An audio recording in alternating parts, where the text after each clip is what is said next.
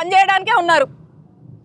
ఎంత అంటే పొద్దున్నేస్తే వీళ్ళ ఉద్దేశం ఒకటే, వైఎస్ఆర్ కాంగ్రెస్ పార్టీ వాళ్ళని టార్గెట్ చేయాలి, వాళ్ళు ప్రజల పక్షాన పోరాడుతుంటే గొంతు నొక్కేయాలి, నోరు మూపించాలి, కదలాడకుండా ఇంట్లో కూర్చోబెట్టాలి.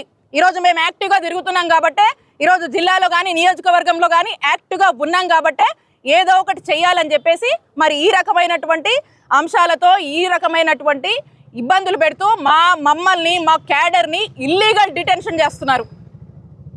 పోలీసులు గూండాల్లా ప్రవర్తిస్తున్నారు. పోలీసులు పచ్చ డ్రెస్ వేసుకున్నటువంటి ఒక రౌడీల్లా ప్రవర్తిస్తున్నారు. ఈ పోలీసులకు చెప్తా ఉన్నా, మీ మీద మీరు ఇలాంటి ఇల్లీగల్ కేసులు పెట్టి మా వాళ్ళని ఇల్లీగల్ డిటెన్షన్ చేస్తూ మీరు రాత్రి పగలు పెడుతున్నటువంటి ఇబ్బందులకు ఖచ్చితంగా దీని మీద నేను న్యాయ పోరాటం చేస్తున్నా. డిఎస్పీ గారు మీకు కూడా చెప్తా ఉన్నా, ఏదేదో అనుకుంటున్నారు కదా, మీరు చేసింది తప్పు. నిన్న మీరు మా క్యారెక్టర్ అసాసినేషన్ చేశారు. నిన్న మీరు మమ్మల్ని మా వాళ్ళని మాకు సంబంధం లేని దాంట్లో మమ్మల్ని పెట్టి మమ్మల్ని అందులో ఏదో మళ్ళీ దాని చుట్టూ ఇంకో కదల్లి మమ్మల్ని ఇరికిచ్చి ఈ తప్పు మాదే అని చెప్పి మీ ఎవరో ఇద్దరు మధ్య ఉన్నటువంటి పంచాయతీని మాకు రుద్దేటువంటి ప్రయత్నం చేస్తూ ఉన్నారు. మీకు చెప్తా ఉన్నా, దీని మీద నేను డిఫర్మేషన్ వేస్తాను.